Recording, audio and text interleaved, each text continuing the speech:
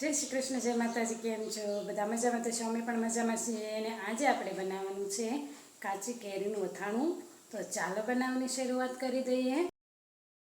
કાચી કેરીનું અથાણું એટલે કે કૂચો બનાવવા માટે મેં અહીંયા એક મોટી કેરી લીધી છે. વજનમાં તે 250 ગ્રામ છે.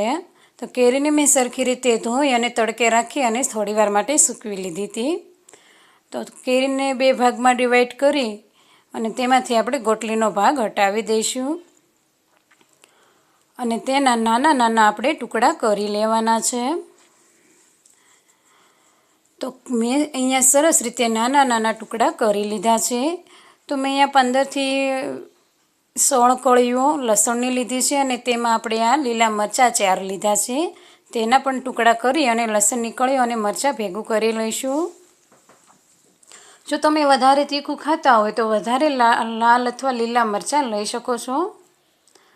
આ બધાને સરસ રીતે મેં કૂચો કરી લીધો છે. તો તેને આપણે એક બાઉલમાં લઈ લઈશું. તો આ કૂચો બાઉલમાં લઈ લીધો છે. તો તેમાં આપણે લસણની કળીઓ અને લીલા મરચાંનો કૂચો પણ મિક્સ કરી દેવાનો છે. તો તે પણ મેં તેમાં ઉમેરી દીધો છે. તેની સાથે આપણે અહીંયા તેલ ગરમ થવા રાખી દેવાનું છે. તો મેં અહીંયા તેલ ગરમ થવા રાખી દીધું હતું અને ગરમ થઈ ગયું છે. તો આપણે તેલ સાઈડમાં રાખી દઈશું અને એક લોઢી રાખી દઈશું ગેસ ઉપર. અને તેમાં આપણે 1 મોટી ચમચી જેટલા આખા ધાણા, 1 મોટી ચમચી વરિયાળી, અડધી ચમચીથી વધારે સૂકી મેથી, 1 ચમચી જીરું અને થોડા કાળા મરી, આ બધું સરસ રીતે આપણે શેકી લેવાનું છે.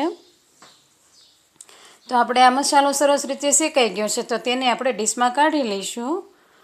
અને હવે મિક્સર જાર લઈ અને મિક્સર જારમાં આ બધો સૂકો મસાલો ઉમેરી દેવાનો છે. તો 1 મોટી ચમચી રાઈ શેકી લીધી છે, તે પણ મેં ઉમેરી દીધી છે અને સરસ રીતે આનો ભૂકો કરી લીધો છે. તો આ ભૂકાને આપણે આ કાચી કેરીના કૂચામાં ઉમેરી દેવાનો છે. તેની સાથે 2 ચમચી જેટલો આચાર મસાલો છે તે ઉમેરી દઈશું. 1 ચમચી મીઠું, અડધી ચમચી હળદર, ચપટી વઘાણી અને 1 કપ જેટલો ગોળ લીધો છે. જો તમારે ગોળ ન ઉમેરવો હોય તો તેને સ્કીપ કરી શકો છો. તો આ ગોળને આપણે સાઈડમાં રાખી દઈશું. અને નવશેકું તેલ આપણું રહ્યું છે એટલે સેજ સતક રહ્યું છે. તો આ તેલ આપણે આ મસાલા ઉપર ઉમેરી દેવાનું છે. પહેલાં આપણે થોડું તેલ ઉમેરીશું અને ચમચીની મદદથી સરસ રીતે મિક્સ કરી લઈશું. તો આપણે અહીંયા સરસ રીતે આ બધું મિક્સ કરી લીધું છે.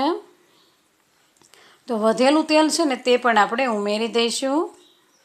જો તમારે વધારે આ કૂચો રાખવો હોય વધારે મહિના સુધી તો તમે તેલનો ઉપયોગ વધારે કરી શકો છો. અને તમારે લાલ મરચું પાવડર વધારે ઉમેરવું હોય તો તે પણ તમે ઉમેરી શકો છો. મેં અહીંયા આથણાનો મસાલો લીધો હતો એટલા માટે લાલ મરચું નથી ઉમેર્યું. તો સરસ એવો આપણો આ આથણાનો કૂચો તૈયાર છે. તો તેને આપણે રોટલી ભાખરી અથવા તો રોટલા સાથે ખાઈ શકીએ છીએ. ખૂબ જ ટેસ્ટી એવું આપણું આ કેરીનું આથાણું બનીને રેડી થાય છે. તો આ આથાણાને આપણે શાક વગર પણ રોટલી સાથે ખાઈ શકીએ છીએ. તો હવે આપણે આ કાચી કેરીના અથાણાને રોટલી સાથે સર્વ કરીશું. જો તમને મારો આ વિડીયો પસંદ આવ્યો હોય તો લાઈક, શેર અને સબસ્ક્રાઈબ કરવાનું ભૂલતા નહીં.